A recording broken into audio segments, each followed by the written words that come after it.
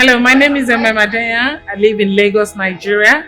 And most recently, I set up a bakery in Lagos, and then we started to research about where to go to be better.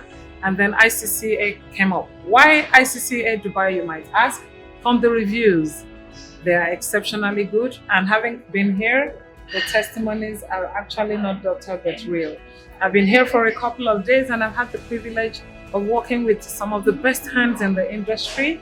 I've been working with Chef Roshali, and she's exceptionally brilliant, very patient, very accommodating. You don't need to be an expert to come here, I must tell you. Just come as you are, and then they're going to make the best out of you. This is the final day of the training, and today we were working with croissant. On the table here, we have a number of fantastic ones. We have the ones with the apricots, we have the ones with the fruits, the berries and the strawberries. We have the chocolate, we have the raspberry. We have so many of them. And you want to talk about the test? Absolutely fantastic. Do not think about the money.